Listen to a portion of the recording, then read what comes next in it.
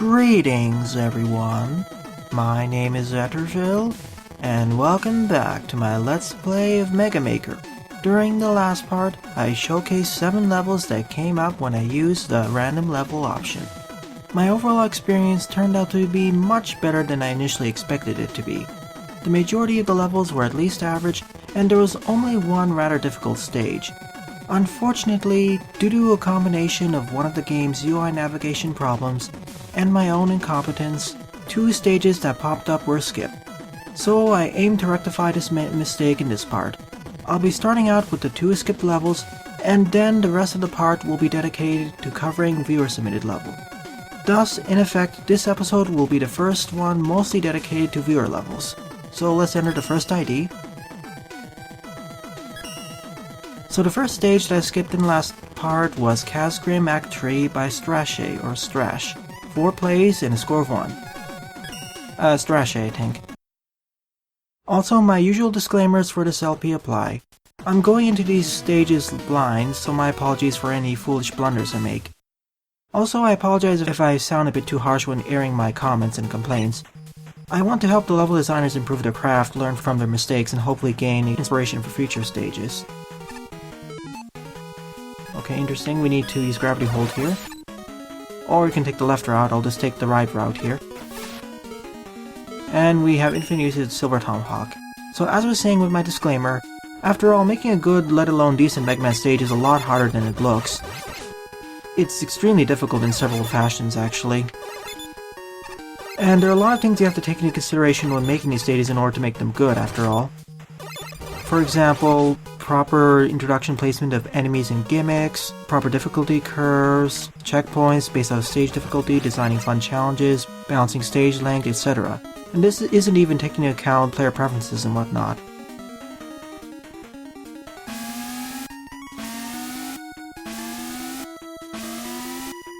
And considering this is called Khazgrim Act 3, I suppose eventually I'll take a look at Khazgrim Act 1 and 2 and see what they have to offer.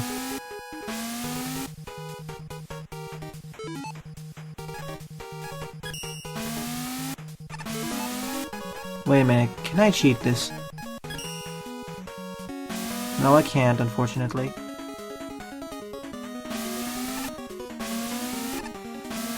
Come on, if I could only get this rush coil to teleport onto the block, then I could get this working.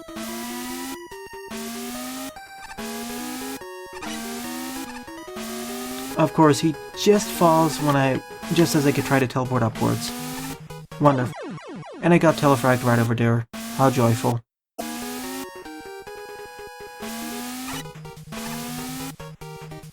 Alright, let's try this again, shall we? This is one of those situations where I really wish that Google Blocks actually had an option so you could see the outline of where they're going to come so you don't get telefragged as easily. As you saw with this stage, it's really easy to just get shunted into a wall and instantly get killed. Quite annoying. At least I got back through this. Thank you for putting a checkpoint there. That's actually a rather difficult segment because you can easily get telefragged, as you saw there at least 2 times. So outside of the difficulty spike, I think we're fine.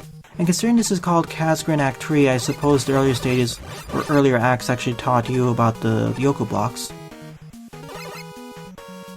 Oh no, it's lasers. I have to go through it as quickly as possible. At least they're not instant dead force beams. Really appreciate that.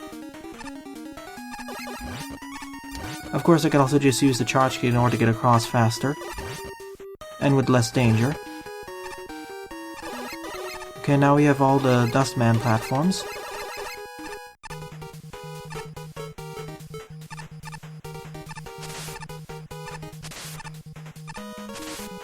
I guess I need to do this in order to get across, or I didn't open the dust platforms correctly. I just need to create a platform, or I need to destroy those Dustman platforms in the correct fashion so I could just slide through.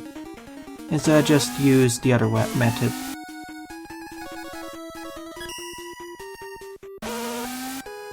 I see what they want there. Get across here, wait for this one, and charge kick away just for safety. Not bad. Could have done it better though.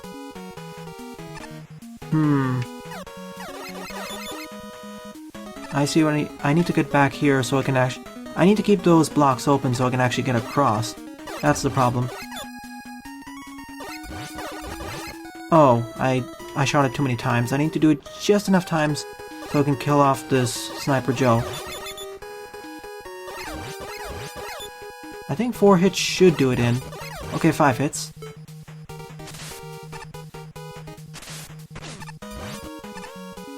Okay, so I need to use the charge kick in order to get across, I suppose. Or I could have taken the bottom route if I didn't have any charge kick energy left over. And we can circumvent this entire challenge by doing so. And we get an M-Tank too. Thank you for putting the checkpoint over there too. Also, thank you developer. We have this bunny rabbit, of course. This stage's focus seems to be all about Yoko blocks. And of course getting telefragged if you're not careful. So we just need to time the going upwards through these elect beams in order to get across. Fine with me.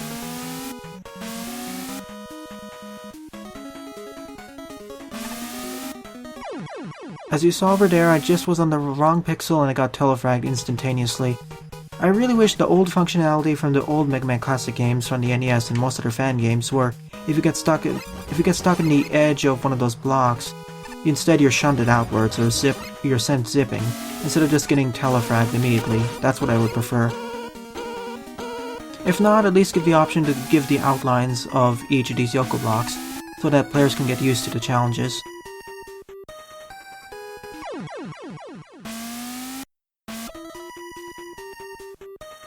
I really wish that, instead of acting like it does in this game, instead it acts like most other Mega Man fan games, where getting stuck in one of those Yoko blocks just sends you zipping along, instead of here where it instantly kills you if you're just at the wrong pixel.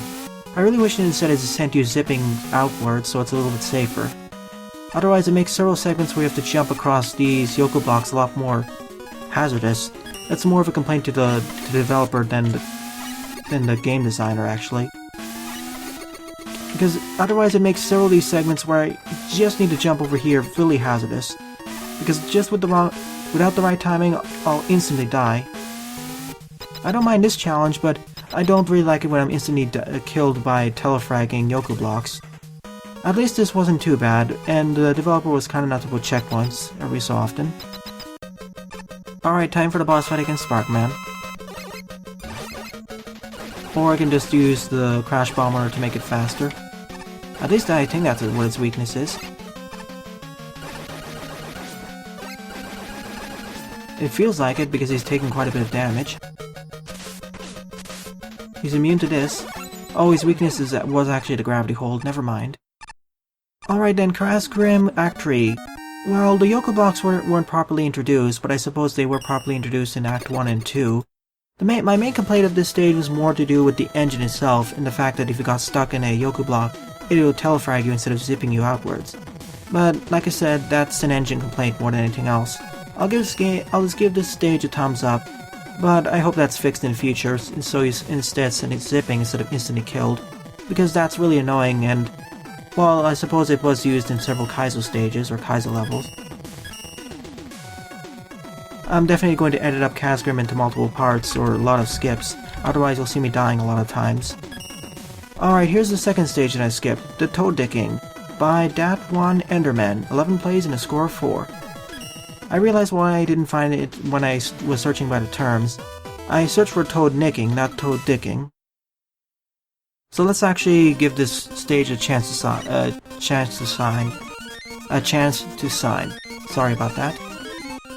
Mega Buster, Top Spin, and full E-Tanks. Not a good sign, oh. Oh no, is this going to be like the Quickening 2.0? I hope not. And these are the instant death force beams, I think. I don't think the E-Tanks will be that helpful, but okay. Also, thank you for putting all these extra tanks over here, they'll be really helpful. Oh no, I see what I need to do here. I need to jump off these. I need to rebound off of all these. I need to get on each of these Yoko blocks in order to proceed onwards, so I don't die. Okay, these aren't instant death Yoko blocks, I mean instant death force beams. Oops, I'm dead. But still, I really appreciate the fact that the developer they were a lot more generous in terms of checkpoint placement because they're every 1 to 3 screens. It's definitely not as hard or precise as the quickening, though. That was a stage from Mega Maker 1, if you're wondering. Thank you for putting a checkpoint right over there, too. And we're fighting Toadman now? Oh, okay. I see, we have to keep teleporting from the left and right in order to kill him. Fine with me. Well, that was certainly a short but difficult stage. I didn't mind it too much.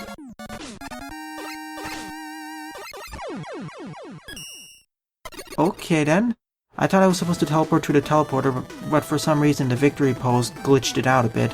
Or the pre-victory animation, and so I died and I teleported to the middle of the screen. Well, that was a fun but short challenge stage. It focused on force beams, but the placement of all those checkpoints was pretty fair. I don't know why we needed all those E-tanks and M-tanks, so the boss fight against Toadman wasn't that difficult. Really, we could have gone with just one of each. Otherwise, I enjoyed it. Nice difficulty progression of the lasers and everything else. And it felt relatively fair, too. It wasn't as difficult as the quickening. Oh. Oh yeah, I remember that name now. ThatOneEnderman is one of the... I think he was one of the entries for Mega Maker 2, or one of the people who entered the level. Because I see the real quickening, such as Siege, Napalm Man's, Explosive Rush, a whole bunch of Mega Maker team levels, 2 of them at least. Nice to see familiar faces.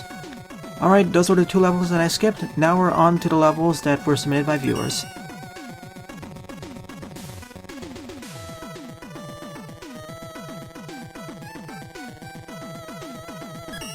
First up is Shine Your Nado Everyone by Mega Man 2407. 6 plays and a score of 2. I suppose this will be a gimmick-based stage that does heavily use the Nado and Shine. So let's see how creative it is. Infinite usage of the Nado and the Shine, and we have the Mega Buster as a temporary weapon just in case. No, that's not what I want. I'm trying to figure out how this works. Oh, I see. I think.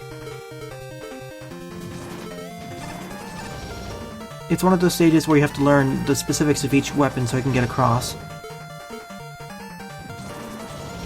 I just need to keep mashing the fire button so I can get high enough. Oh, whoa.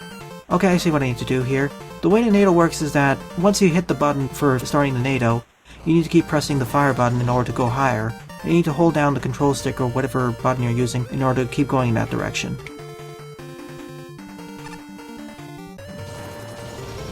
Like, I have to keep mashing the fire button in order to get across, otherwise I'll instantly die. Okay, that's a nice challenge gimmick. Well done. So I have to mash it here in order to get across here and across those spikes and gap. Oh no, I didn't make it there unfortunately, so I'll have to take the fall. Okay, fun stage. And thank you for giving me infinite weapon energy in order to use the Nado. It really illustrates how powerful the Nado is. Because you can really travel far if you mash the fire button far enough, or long enough. As you can see here, I'm circumventing most of these challenges too. Let's see if I can do this properly. I expected it. The Nado does not protect you against instant death though. At least I got the E-tank there, so I don't mind it too much. Let's see if I can do this challenge properly this time. I basically need to time my jumping just enough so I can slide in between those spikes, or tread the needle through those spikes.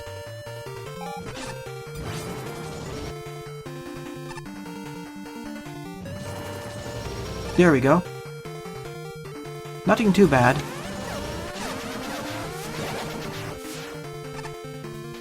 Okay, this is another one where you have to button mash in order to get across, and somehow I clipped through the wall or ceiling so I couldn't make it across.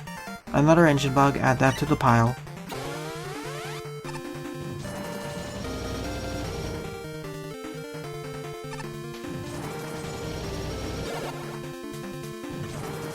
Oh, thank you for putting a checkpoint right over there too. I think this is the part where we need to use the shine in order to get across. Oh, this is the precision part where we need to use the Nado in order to get across. I see. Good thing they actually put barriers here so that we don't instantly fall on the spikes. Good to know.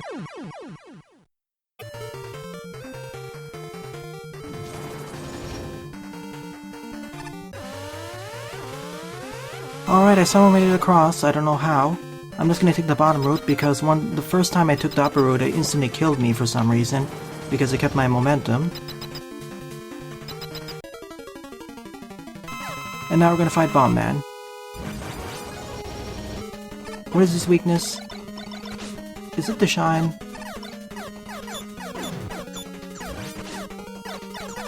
No, it's not the shine, it's just the Nado. It's not too difficult to fight him with the Nado at least. I had a few problems with trying to shimmy my way down those steps, but it wasn't too bad after I trained a little bit or practiced. Mainly the main problem that made this stage a lot harder is this engine's a little bit bigger spike hitboxes than what I'm used to. As well as, of course, the engine maintaining my momentum for some reason. Oh yeah, I forgot, I have the Mega Buster. That'll make this a lot easier. Can I survive though? Guess not. Never mind, I survived. The shine was only used in one place and that was to block off the next part of the stage. Okay, this was certainly a fun gimmick stage illustrating how useful the Nado is, so I liked it. Alright, time for the next viewer submitted level, The Dangerous Tower by KingMart64, 12 plays and a score of 2. I enjoyed the previous stage, sure, but like I said, engine problems kind of hampered the experience. Though I wish it focused more on using the shine. At least it really illustrated how useful the Nado could be and how far it could be taken. Okay, Mega Buster only. We don't have any slide, and we only have Mega Man 5 or 6 charge slot, so we have to keep running back and forth and hopefully survive, especially with all the beds of spikes everywhere. Okay, so it's just a rush stage and we have to get across as quickly as possible.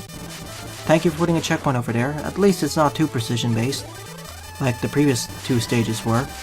Well, the first stage wasn't that precision-based. It was more the fact that I kept getting telefragged, which was quite annoying.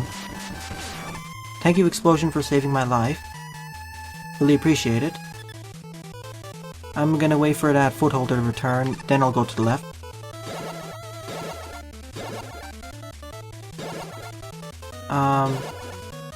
Oh, I need to get to the right. Just make sure not to embed myself in the spikes. Okay, I took the wrong route over there. Let's take the right one. Okay, that was the right route. I have to jump off here and run to the left. So it's a stage where you have to keep constantly moving in order to survive. Otherwise you'll fall on the spikes or die. Fall on the spikes and die. That was a bit odd. I was holding onto the ladder there. And we don't have usage of the slide, so we have to just keep on running or walking normally. It feels precision-based, but at the same time it doesn't really, because at least you don't have to slide, and everything at least feels like it has a rough tolerance, so you can get across without dying too much. And of course, we can always damage boost if necessary. Like in other more jerkish space stages, that top platform wouldn't fall over there, fall in the middle, it would fall elsewhere. It would fall earlier, basically, meaning that it would just fall in the pit. Or it would fall just on the left or right side of it, and then we have to jump off, meaning it would be really difficult to get to our destination. Whoa. I held the ladder there, but it didn't work. It still thought I was on that falling platform. Still, at least the checkpoints are... See, I was hanging onto the ladder you saw over there, but it still counted me as being on the falling platform. Another engine bug. See, I was holding up, but it still didn't let me go. I need to hold the up button very hard, or hold up in the jump button in order to get across. Whoops, that was my fault. At least the checkpoint placement is fair, especially as there's no distinct, separate sections. All this is one discrete section. It's just that we're going across as quickly as possible. And based off of other Mega Man... Once again, I think it's behaving the same way as it does in the Mega Maker 2 engine, where if you're hanging onto a platform or standing on a falling platform, it'll allow you to clip through certain other objects. But I think it's a little bit worse here because it'll actually clip you through ladders even for holding on to them, which is quite annoying. At least it's not too far back, so I don't mind it too much. It's just that if you're on the falling platform and you touch that one, it immediately switches, so it can be annoying in certain configurations. A little bit more precise jumping here. But I'm not complaining too much because of proper checkpoint placement, so I don't mind the Tower of Death.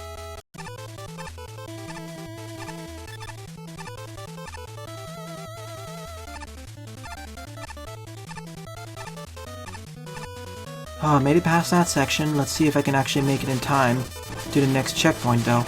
That's going to be the big challenge. At least I have access to damage boosting, which I didn't have access to in previous stages. So if I don't feel too safe, I can always just damage boost off these bombs and then get across that way. The challenges feel a little bit repetitive, but I don't mind it too much. It's relatively short anyway. See, like here, I used the damage boosting in order to get across more safely. After all, that is not that much of a hindrance, because checkpoints are rather nearby.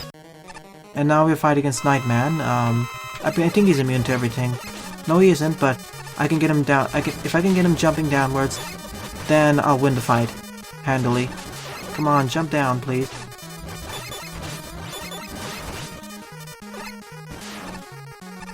When is he gonna jump? No, he tanks either. Come on, jump please. Not this way. Thank you for jumping down. I expected that to be the primary way of defeating him. Alternatively, you can just use a charge shot and defeat him that way, but this was certainly a fun stage, my favorite stage out of the bunch so far. Because it's a well-designed, challenge-based stage where you have to keep running past spikes and instant death, and I don't really complain about all the deaths because the checkpoints are fairly spaced. And like I said, 6 to 12 is the average number of screens there should be between each checkpoint, but it should be higher for more difficult challenge-based stages like this one, where instant death is around every corner. So good job, King March 64. Next up is Not So Easy Feeling by JKS8213, 4 plays and a score of 1. And the boss is Top Man. I had my hopes up there that it was Crystal Man, but nope, it's Top Man. It's getting kind of repetitive fighting all these bosses over and over. Sure, the environments or different level terrain that we fight each of the bosses in makes it a bit more unique, but still, the basic boss AI is the same. We only have access to the Metal Blade and sliding, okay? Let me see what this leads up to. E-Tank, okay. I guess this is an alternate route then. I wonder if the pathways lead up to the left and right. That would be unique to see. I'll replay the stage just to make sure that the pathways, if they do meet up or not. It seems very likely because I see stuff like count bombs up here, which I can't access.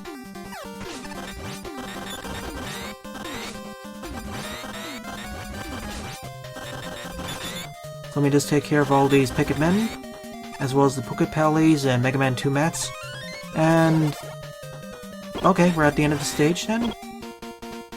Oh, I see this alternate route. I will replay the stage then, definitely. Darn, I almost made that slide. Okay, not too bad of a stage. It wasn't that difficult. Okay, time for the fight against Top Man. Thankfully, that is his weakness. I don't know why we need an M-Tank, because, well, we don't have any special weapons.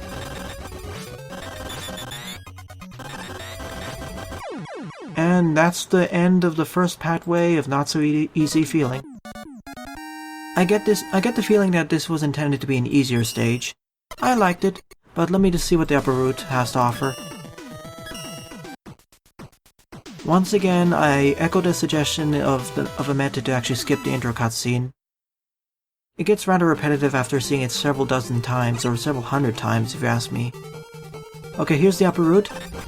If we get knocked off, we'll fall into the bottom route.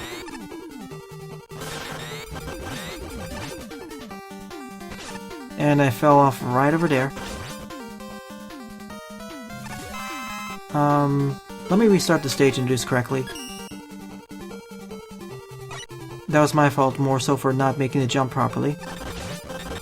I'll just damage boost off of you, Gumball Machine. Let me just kill off these Coltons, the Fire Telly, and now I'll jump across. I'm just damage boosting, I have enough health anyway. And these enemies don't deal that much damage anyway. And that's where the stages lead up to. Here's the lower route, so... yeah, both of these routes are rather easy, so that was the end of that stage. In fact, the rest of the stages were also created by JKS8213. The rest of the viewer-submitted stages, that is. Next up is Mad Ice Adventures, also by JKS, 4 plays and a score of 1.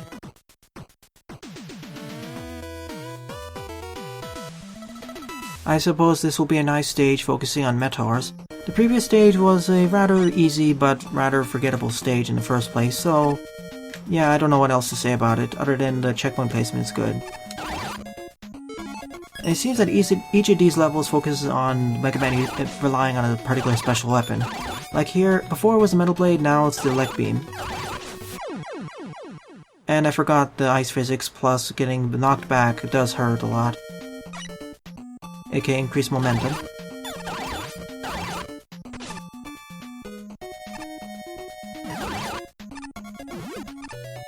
Nothing too challenging yet, but just a lot of meteors that need to worry about their projectile. And of course ice, because if I'm not careful I'll just fall in the water. At least the level designer is rather generous with all the life drops.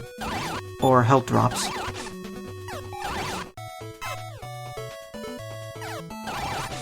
I'm just damage boosting all over the place, mainly because these meteors don't even deal that much damage per hit. But I see the Train Mets, the Mega Man 1 Mets, and the Mega Man 2 Onward Mets.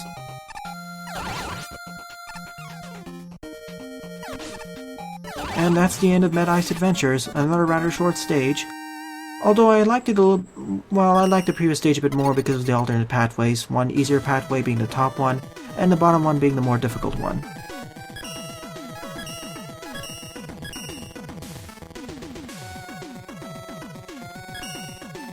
Next up is Tellies Are Like Magnets, also by JKS, 2 plays and a score of 1.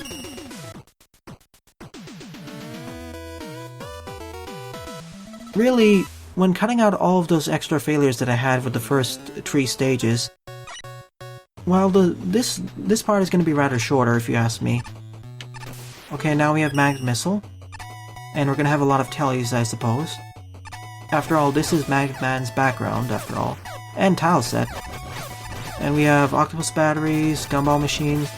Well, I do like using the Magnet Missile, but usually I don't like to use it as the special weapon because it drains too much weapon energy and it has some problems actually hitting targets, if you ask me. But with infinite weapon energy, it's a lot better to use, and I feel a lot better spamming it, basically.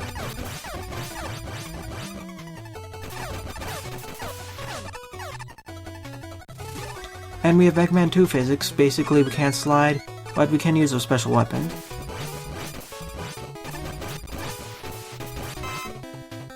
Really, the main way to go through this stage is to keep mashing the fire button so I can actually throw out the magnet beam, and I died over there because I was not close enough to the edge.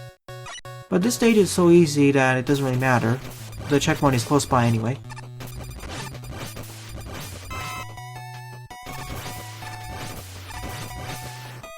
I mean, I made it. There I go, I made that jump. Really, I'm holding right and I'm just hammering the fire button and I'm getting across. It's just hold right and fire to win. Hold right and mash fire to win. Still, at least I like the aesthetic, and I like how much we can spam the Metal Blade, or Magnet Missile. That's not the most appropriate music to use against the fight against Cutman, especially the fact that the Magnet Missile is his weakness.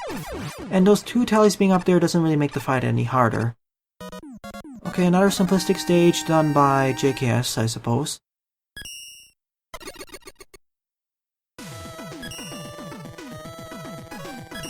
And now, time for the final stage made by JKS that was submitted to me. Taking charge in flight, 3 plays and a score of 1. I suppose this will be Charge Kick. All of these levels have a pun in their name that indicates what special weapon we'll have access to, other than Not So Easy Feeling, which didn't really hint to using the Metal Blade. Oh hey, Brightman's team. I don't remember hearing Brightman's team anywhere in this game actually, or previously in this LP. I really feel like some of the Roadmaster teams are underutilized in this game, especially compared to others. Like, I don't remember hearing Brightman's team anywhere in the previous parts of the LP. This is the first time I've ever heard it. At least that from what I can recall. So we have Charge Kick segments all over the place, and especially over bottomless pits and over air, so it makes sense why it would be there. After all, we have air kicks, or air sliding, and we can dodge out of the way of most of these enemies, so it's not that bad. Of course, there are situations like this where I get over cocky and die anyway. I guess that's the pun of this stage. We need to take charge and use Charge Kick in flight.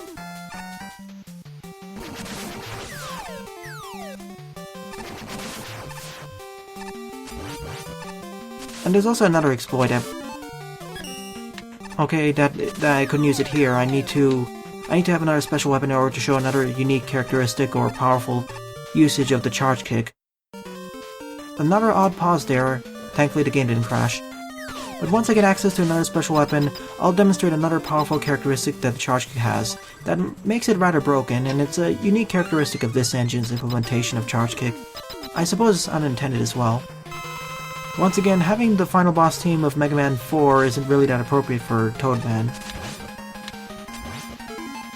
He's certainly harder to fight compared to the previous Roadmasters, mainly due to the fact that I need to charge into him at close range. Especially because I need to prevent him from using the Toad Rain. Or Rain Flush, I mean. And that was taking charge in flight. I would say this is tied with Not So Easy Feeling in terms of my favorite stage out of the 4 levels made by JKS. But the one common thing I've noticed about all these stages is that they're 1. Short, 2. Easy, and 3. They focus on one weapon, but they don't really focus too much on the gimmick other than that.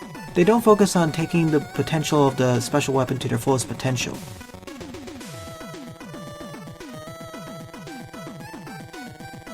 Like a few parts ago, I had a stage called What's the Holdup. In What's the Holdup, the level designer really focused on nailing down how far Gravity Hold could be taken. First introducing how we could spam Gravity Hold to take care of enemies, but then forcing the player to be careful when using Gravity Hold so they don't destroy the platforms below them. And of course, we also had Charge Kick training, which also utilized the Charge Kick in better fashions if you ask me. So the next suggestion I would say is that when making another gimmick-based stage focused on a special weapon, really nail down how the unique characteristics of each special weapon is, and build a stage around that. Like we also saw how Mega Man 247 nailed down how we can use the Nado in order to traverse through a lot of spike segments. And really demonstrated how powerful it can be in certain segments in order to ascend to high places or descend to other locations carefully, but still taught us how we have to be careful, otherwise we'll die. And it doesn't protect us against, well, spikes and projectiles. So I would like to see that applied to another special weapon with another level by JKS. Maybe make a more regular Mega Man stage that's in a regular length, aka medium length or classic length, and one that's a little bit more challenging instead of being rather easy. Because most of these are a cakewalk. I can get by most of them by just holding right and mashing the fire button. Outside of maybe the first stage's bottom route, and taking charge in flight. With Meta Ice Adventures and Tellies or Light Magnets, I could just spam the Elect Beam or the Magnet Missile in order to get across. Well, I guess this is a good time to call it quits. I covered 8 levels in this part. 2 of them were the ones I skipped in the previous part, and 6 of them were viewer-submitted levels. In the next part, as promised, I'll be covering a few levels that I'll find by searching through the Mega Maker hashtag on Twitter. Well then, thanks for watching and have a nice day. Toodles!